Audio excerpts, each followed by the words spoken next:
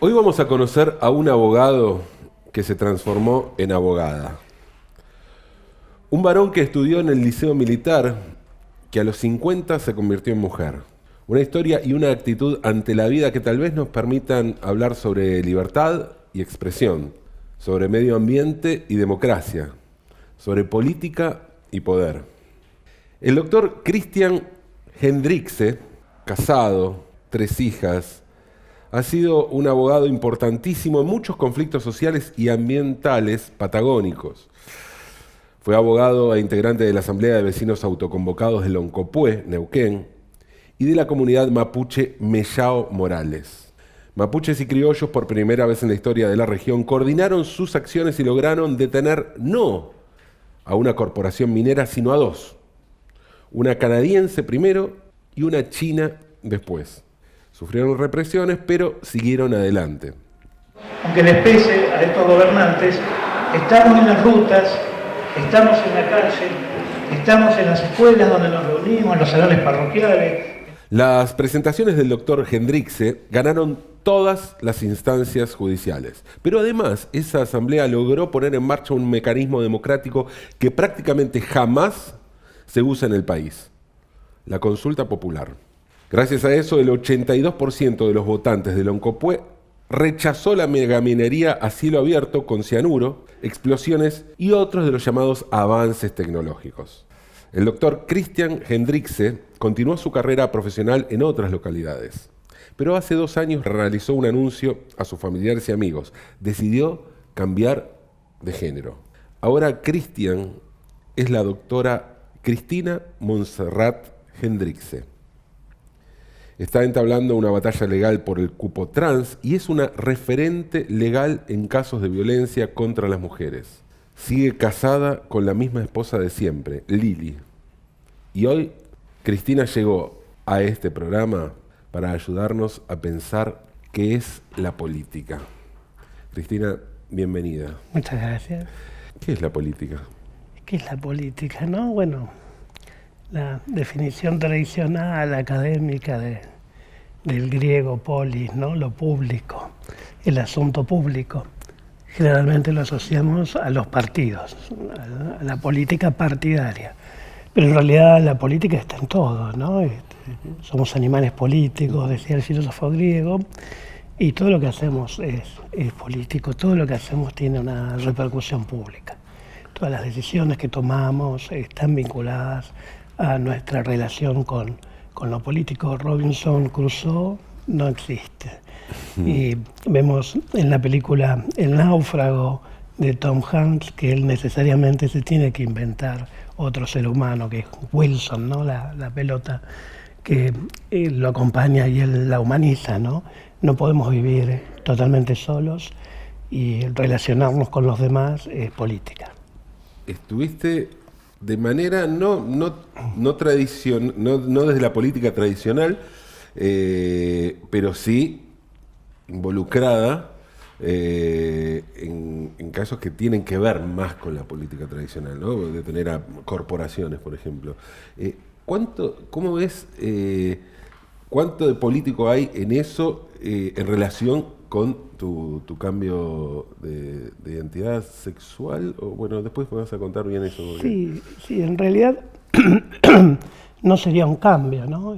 Yo desde que tengo memoria me sentí con mi género, y en el contexto que nací, década del 60, nací en el gobierno de Ilea, pero enseguida vino la dictadura de Onganía, de caracteres religiosos, conservadores, y la sociedad no era ajena a esos conceptos represivos. Y bueno, mi mamá, para protegerme de esa amenaza social, me indujo a no asumir mi identidad de género.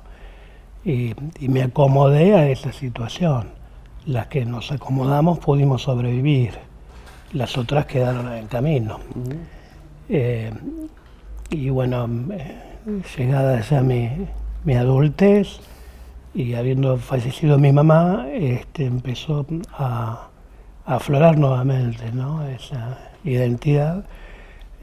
La primera transfóbica de mí misma fui yo, y tuve primero que aceptarme y después de aceptarme, bueno, transitarlo con los demás, ¿no? Que no es tan fácil. Y volviendo al tema de la pregunta, de cómo vincular esto con la política. Y evidentemente había y todavía hay una política social de no permitirnos ser quienes somos. Y bueno, yo no me animé a enfrentarlo en su momento, no tuve la fuerza, pero es que quizá lo focalicé enfrentando otras imposiciones. Claro. ¿No? Pensaba en eso.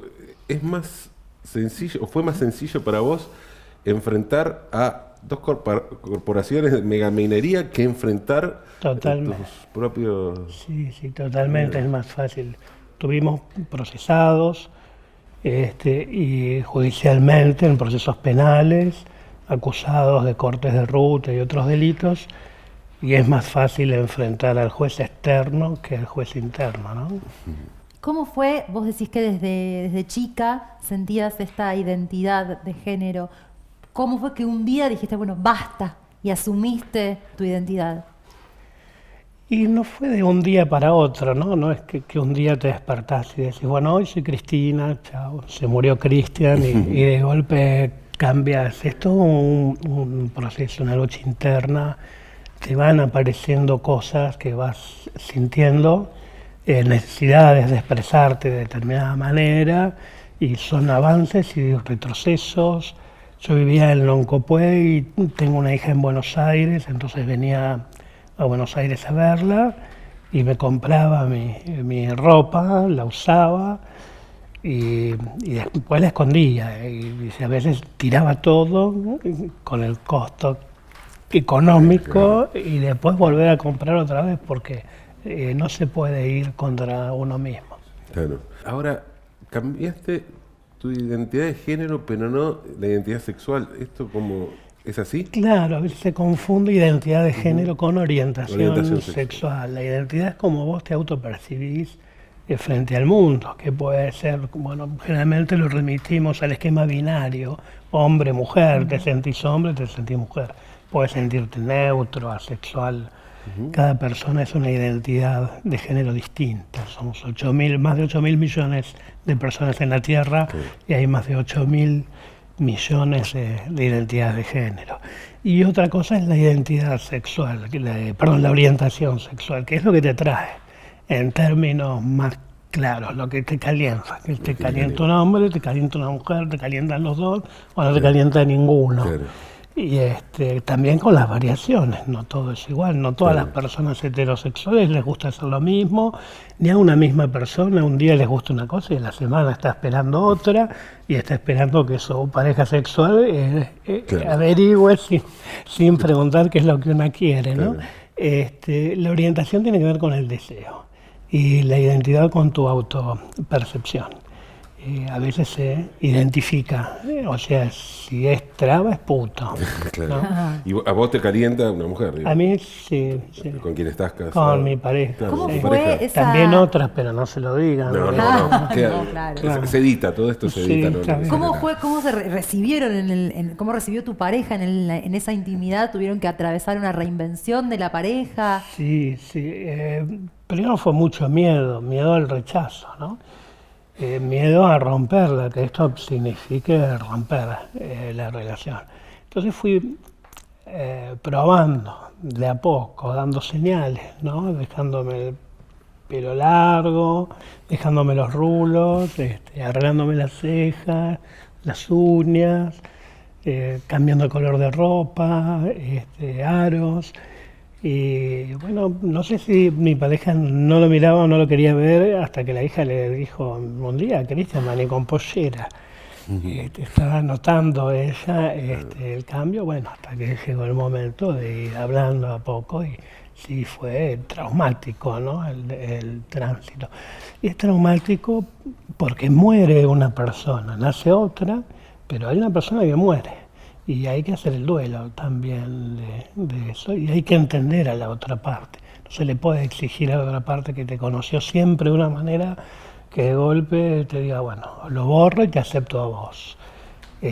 Fue muy, muy conversado, horas de llanto, de risas también, después nos divertíamos yendo a comprar ropa juntas, y compartiendo cosas. Y Ganaron cosas también. Ganamos cosas. Para ella dice, bueno, perdí un esposo, gané una amiga. Y me podía comentar cosas que antes quizá no se animaba a contarme del mundo femenino. Claro. Decís que hay 8.000 millones, ¿no? Más de 8.000 millones. De identidades sexuales. Sí, ellos dicen, no los conté, pero... Más o menos, Más pero o menos. por ahí andamos. Las identidades no sexuales, pero digo, las orientaciones de las corporaciones son más fáciles de catalogar, tienen más claro qué son, a qué se definen y qué es Claro, lo es que muy pretenden. claro ver qué es lo que quieren, no lo disimulan, como viví yo fingiendo la mayor parte de mi vida. Es abiertamente, sí, se disfrazan de buenos muchas veces, ¿no? Que dan trabajo, que es progreso, que el mundo mejora gracias a la actividad que ellos hacen. En compartiendo momentos de vida con los pueblos indígenas, con los mapuches, principalmente con la comunidad Mellado Morales, también con otras, pero con la que más tiempo tuve trato fue con Mellado Morales. Aprendés que lo que parece progreso, que nace en los últimos 300 años con la revolución industrial, ha destruido especies y ha comprometido la subsistencia de un planeta que tiene miles de años de ser preservado con la cultura no avanzada, ¿no? Desde la visión europea, una cultura retrógrada, primitiva, pero que han sabido conservar el planeta frente a una que nos da la soberbia de creer que somos los genios, porque hemos hecho avances tecnológicos, pero hemos dejado en el camino biodiversidad, miles de especies, y seres humanos también, ¿no? Y el glifosato, la minería a cielo abierto, mata. Claro. Con Sí, respecto al respeto a la naturaleza, ¿cómo lo unís vos con el respeto a la diversidad sexual? Sí, Hay una coherencia el comprender en eso. que hay una diversidad biológica permite también comprender la diversidad de identidad de género, las diversidades sexuales, ¿no?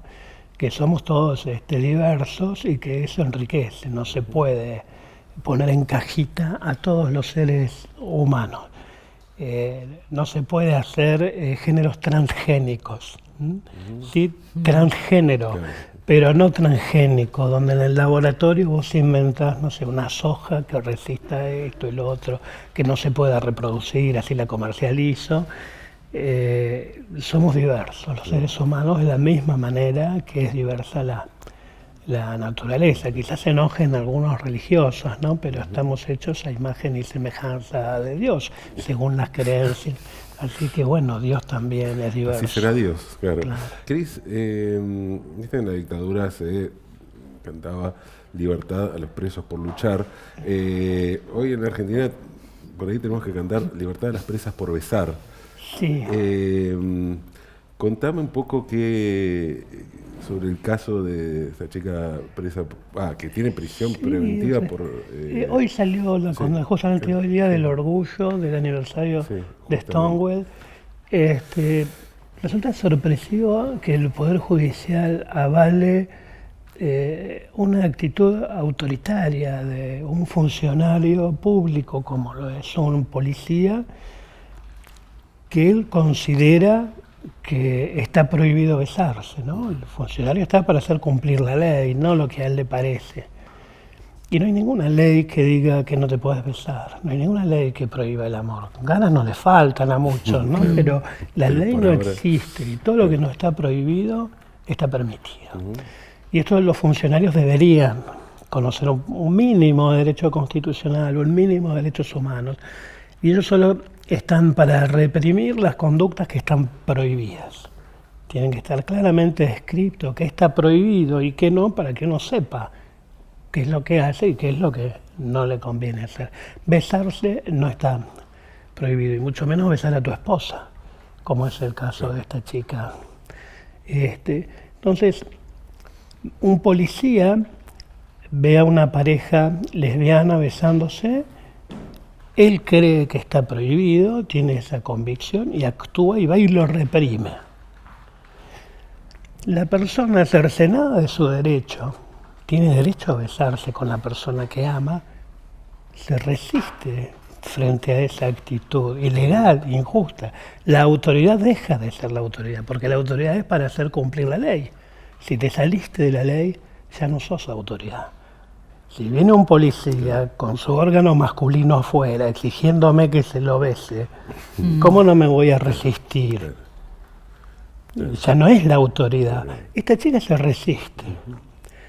Y el sistema judicial, el Estado, lo que hace, en lugar de castigar al funcionario que se apartó de la ley, hizo un cumplimiento de los deberes de funcionario público, exigió lo que no debía exigir, la justicia sanciona a la persona que, a mi entender, legítimamente se resiste a la autoridad. Nuestra Constitución, en el artículo 36, la nacional, habla del derecho de resistencia, ¿no?, contra los actos que quiebran el orden constitucional. Un funcionario policial que inventa una norma está quebrando el orden constitucional, porque en la división de poderes es el poder legislativo el que tiene que establecer las prohibiciones, no el policía.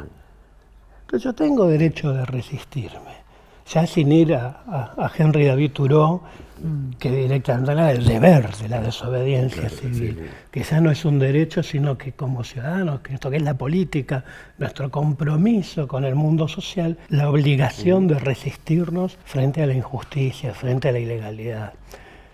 Es preocupante que el Poder Judicial no castigue a la autoridad que viola la ley y castigue a la persona que se resista frente a quien viola la ley, usurpa poderes, porque se está poniendo el legislador, está inventando que besarse está prohibido. Da miedito, ¿no? Sí. Da miedito que volvamos a la época de aquella canción de Vivencia de la década de 70, Natalia y Juan Simón, donde fueron presos por darse un beso. Claro. Citaste recién a Thoreau, ¿sos anarquista? Bueno, si uno dice que es anarquista, la gente sale corriendo porque cree que andás vestida de negro con una bomba, con una mecha y que te dedicas a la violencia y a la destrucción.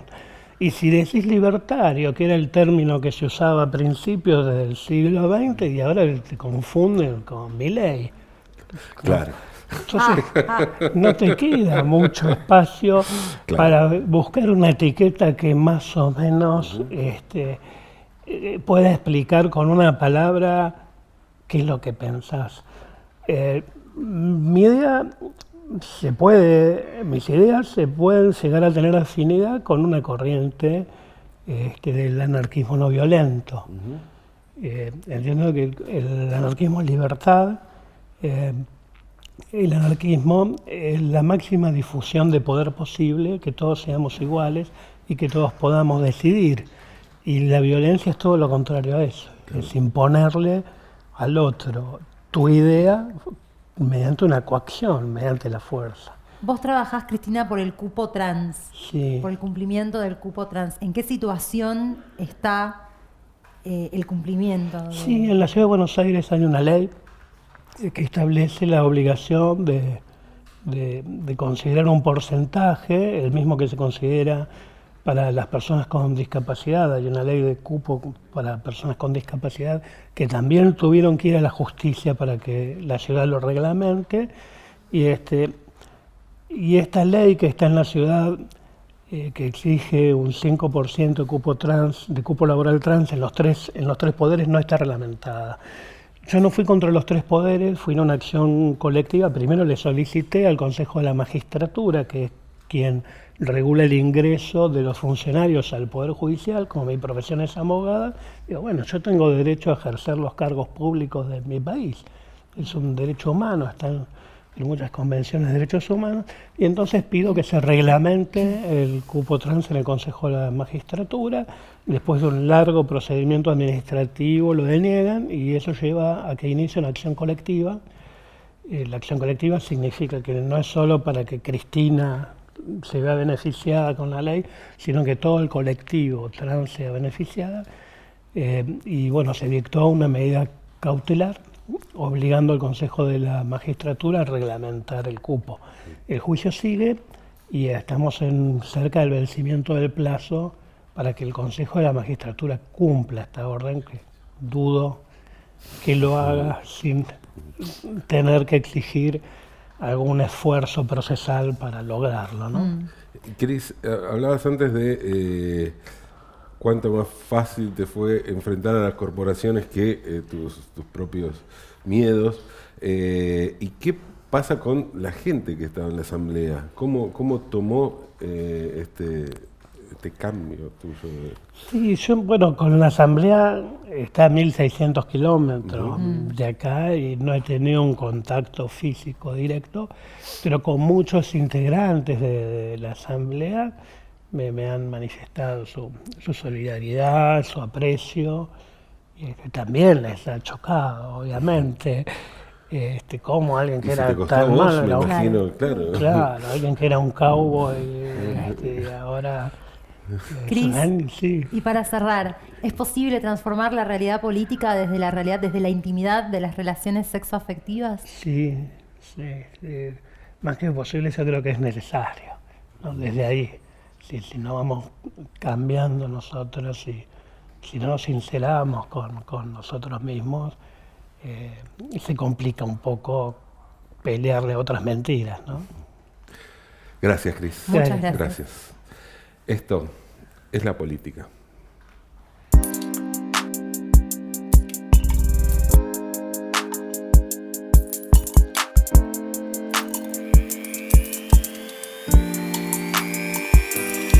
Es la política, estúpido.